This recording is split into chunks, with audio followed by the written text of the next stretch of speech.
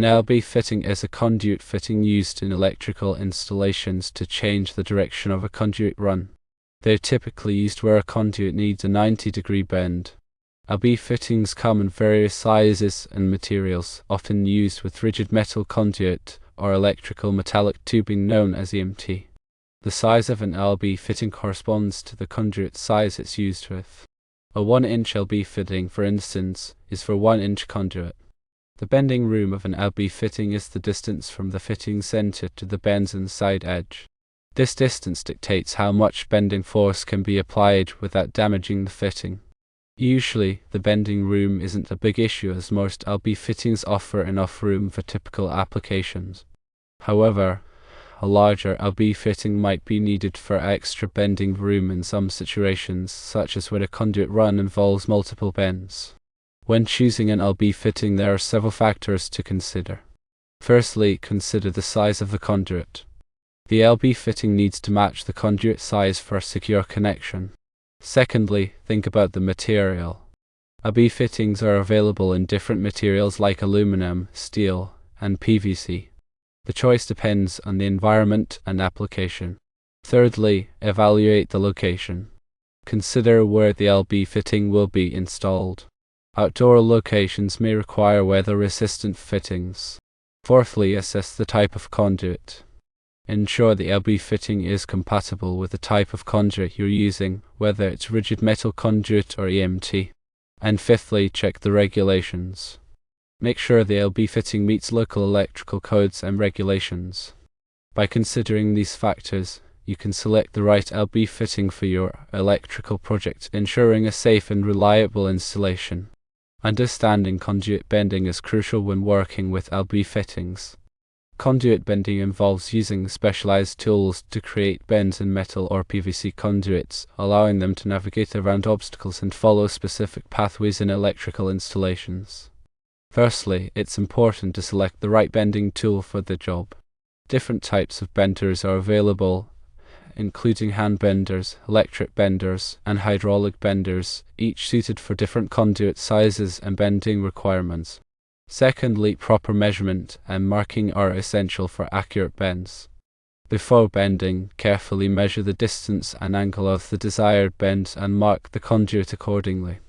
Thirdly, apply consistent pressure and technique when bending the conduit. Avoid using excessive force, which can damage the conduit or create kinks. Instead, use smooth, controlled movements to achieve the desired bend. Fourthly, consider the bending radius of the conduit. Each conduit size has a minimum bending radius that must be adhered to in order to prevent damage to the conduit and ensure proper wire pulling. Fifthly, always inspect the bend after it's completed. Check for any signs of damage, such as cracks or kinks, and ensure that the bend meets the required specifications. By following these steps and practicing proper conduit bending techniques, you can create professional-looking bends that facilitate efficient and safe electrical installations. Now let's talk about the different types of conduit. Firstly, we have rigid metal conduit, often called RMC. This is a heavy-duty, thick-walled conduit typically made of galvanized steel. It offers excellent protection against physical damage and is suitable for outdoor and underground applications. Secondly, there's intermediate metal conduit, or IMC. This is lighter and thinner than RMC, but still provides good protection. It's often used in commercial and industrial settings. Thirdly, we have electrical metallic tubing, commonly called EMT. This is a lightweight, thin-walled conduit, often made of steel or aluminum. It's easy to cut and bend, making it suitable for indoor applications and concealed wiring. Fourthly, there's flexible metal conduit, or FMC. This is a flexible conduit that allows for movement and vibration. It's often used to connect motors or other equipment that may vibrate. Fifthly, we have liquid-type flexible metal conduit, or LFMC. This is similar to FMC, but with a waterproof jacket. It's used in wet or damp locations where flexibility is needed. Sixthly, there's rigid PVC conduit. This is a non-metallic conduit made of PVC material. It's lightweight, corrosion-resistant, and suitable for underground and direct burial applications. Seventhly, we have electrical non-metallic tubing, or ENT. This is a flexible, non-metallic conduit that's often used in walls and ceilings. It's lightweight and easy to install. Each type of conduit has its own advantages and disadvantages, so it's important to choose the right one based on the specific application and environmental conditions. Remember to consult local electrical codes and regulations when selecting and installing conduit. Now let's talk about wiring considerations within a conduit. Firstly, conductor sizing is very important. The size of the conductors you use inside the conduit must be appropriate for the ampacity required by the circuit. Refer to the National Electrical Code, specifically Table 310.15. The 16 for ampacity ratings based on conductor size and insulation type. Secondly, fill capacity is another important factor. The number of conductors you can put inside a conduit is limited by the conduit size. Exceeding the fill capacity can cause overheating and damage to the conductors. Refer to the National Electrical Code, specifically Chapter 9, Table 1, for conduit fill percentages. Thirdly, conductor insulation is crucial. The conductors must have the appropriate insulation type for the environment in which they are installed. Common insulation types include THHN, THW, and XHHW. Choose the right insulation based on temperature, moisture, and other environmental factors. Fourthly, grounding is important. A grounding conductor must be included in the conduit to provide a path for fault current. This helps to protect against electric shock and equipment damage. Fifthly, wire pulling lubricant is your friend.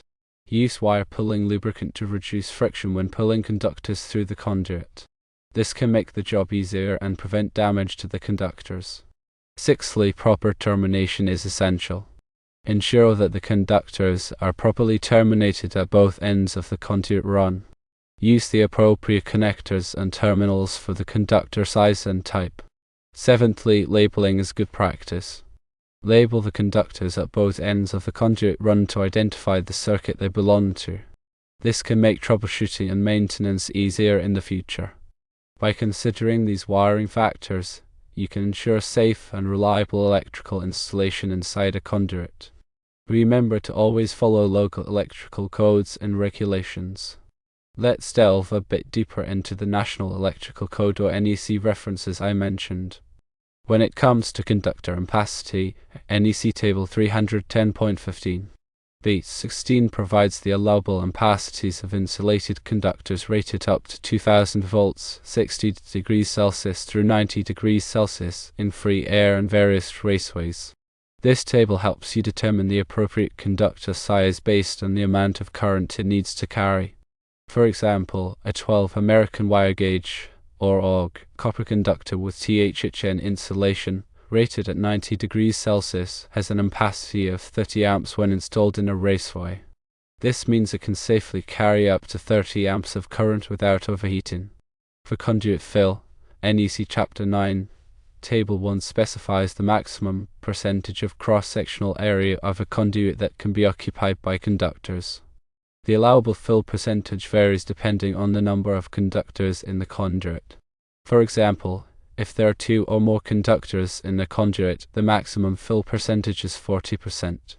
This means that the total cross-sectional area of all the conductors in the conduit cannot exceed 40% of the conduit's total cross-sectional area. This helps prevent overheating and ensures that conductors can be easily pulled through the conduit. When selecting conductors for your installation, refer to these NEC tables to ensure you're using the right size and type of conductors for the application. Always follow the NEC guidelines to ensure a safe and compliant electrical installation. Now let's talk about the different types of conductor insulation I mentioned earlier. Firstly, THHN stands for thermoplastic high heat resistant nylon. THHN insulation is commonly used for general purpose wiring in dry locations.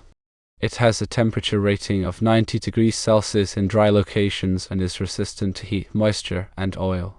Secondly, THW stands for thermoplastic heat and water resistant.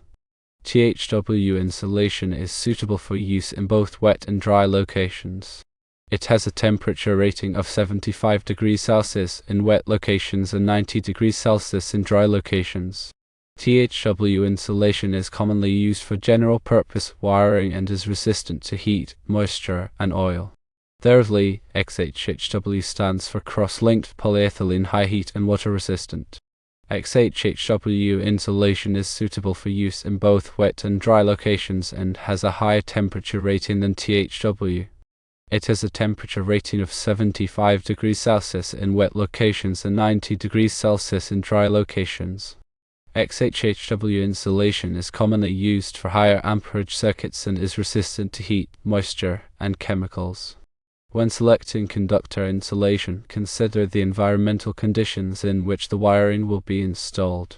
Choose an insulation type that is suitable for the temperature, moisture, and chemical exposure in that location. Always refer to the NEC for specific requirements and guidelines. Let's talk more about grounding conductors within a conduit. A grounding conductor, also known as an equipment grounding conductor or EGC, is an essential part of any electrical wiring system. Its primary purpose is to provide a low impedance path for fault current to return to the source in the event of a ground fault. This helps to quickly trip a circuit breaker or fuse, energizing the circuit and preventing electric shock and equipment damage. The grounding conductor is typically a bare or green insulated wire that runs along with the circuit conductors inside the conduit. It's connected to the metal enclosure of electrical equipment such as junction boxes, panels, and appliances, providing a direct connection to ground. When a ground fault occurs, the fault current flows through the grounding conductor back to the source, tripping the circuit breaker or fuse and interrupting the flow of electricity. This helps to protect people and equipment from electrical hazards. The size of the grounding conductor is determined by the size of the circuit conductors. Refer to the NEC, specifically Table 250.122, for the minimum size requirements for grounding conductors based on the rating of the overcurrent protective device. It's important to ensure that the grounding conductor is properly sized and installed to provide effective grounding protection. Always follow the NEC guidelines and local electrical codes when installing grounding conductors. Now let's discuss wire pulling lubricant. Wire pulling lubricant is a specially formulated lubricant designed to reduce friction when pulling electrical wires or cables through conduits or raceways. It's an essential tool for electricians as it can make the wire pulling process much easier and prevent damage to the conductors. The primary purpose of wire pulling lubricant is to reduce the friction between the wires and the inside surface of the conduit. This allows the wires to slide more easily through the conduit, reducing the amount of force required to pull them. Wire pulling lubricant also helps to prevent damage to the insulation of the wires. As the wires are pulled through the conduit, they can rub against the inside surface, causing the insulation to wear or tear. Wire pulling lubricant creates a slippery layer between the wires and the conduit, reducing the amount of friction and preventing damage to the insulation. When selecting wire pulling lubricant, choose a lubricant that is compatible with the type of wire insulation being used. Some lubricants can damage certain types of insulation, so it's important to use the right lubricant for the job. Apply the wire pulling lubricant liberally to the wires before pulling them through the conduit. This will ensure that the wires are well lubricated and can slide easily through the conduit. Using wire pulling lubricant can save time and effort when pulling wires and can help to prevent damage to the conductors. Now let's focus on conductor termination. Proper conductor termination is a critical aspect of electrical wiring, ensuring a safe and reliable connection between conductors and electrical equipment. Poorly terminated conductors can lead to loose connections, overheating, and even electrical fires. Firstly, preparing the conductor is important. Before terminating a conductor, it's important to strip the insulation to expose the bare wire. Use a wire stripper to remove the insulation without damaging the conductor. Secondly, choosing the right connector is crucial. Select the appropriate connector for the size and type of conductor being used. Common types of connectors include wire connectors such as wire nuts or crimp connectors, and terminal connectors such as screw terminals or push-in terminals. Thirdly, making a secure connection is key. When using wire connectors, twist the wires together tightly and securely. Ensure that the connection is tight and that no bare wire is exposed. When using terminal connectors, insert the bare wire into the terminal and tighten the screw or push the wire in until it locks in place. Fourthly, inspecting the connection is very important. After making the connection, inspect it carefully to ensure that it's secure and that there are no loose strands of wire. Give the connection a gentle tug to make sure it's tight. Fifthly, insulating the connection is necessary. Cover the connection with electrical tape or a wire connector to insulate it and prevent accidental contact with other conductors or metal surfaces. Sixthly, labeling the connection is helpful. Label the connection with the circuit number or function to make it easier to identify in the future. Proper conductor termination is essential for a safe and reliable electrical installation. Always follow the manufacturer's instructions and local electrical codes when terminating conductors. Now let's talk more about labeling conductors. Labeling conductors is a good practice in electrical wiring as it can make troubleshooting and maintenance easier in the future. By labeling conductors, you can quickly identify the circuit they belong to, which can save time and effort when working on electrical systems. Firstly, identifying the circuit is very important. Before labeling conductors, determine the circuit they belong to. This can be done by tracing the conductors back to the circuit breaker or fuse in the electrical panel. Secondly, choosing a labeling method is necessary. There are several methods for labeling conductors, including using wire markers, labels, or color tape. Choose a method that is durable and easy to read. Thirdly, applying the label is also very important. Apply the label to the conductor near the termination point. Make sure the label is securely attached and won't easily come off. Fourthly, using a consistent labeling scheme is helpful. Use a consistent labeling scheme throughout the electrical system. This will make it easier to identify circuits and prevent confusion. Fifthly, updating the labels as needed is important. If the circuit is changed or modified, update the labels accordingly. This will ensure that the labels are always accurate and up to date. Labeling conductors is a simple but effective way to improve the safety and efficiency of electrical systems. Always label conductors when installing or modifying electrical wiring. Returning to the original question, there is no specific recognized standard for surface LB fitting that differs in size or bending radius from standard LB fittings. The appropriate LB fitting is selected based on the conduit size and application requirements, adhering to the NEC and other relevant standards.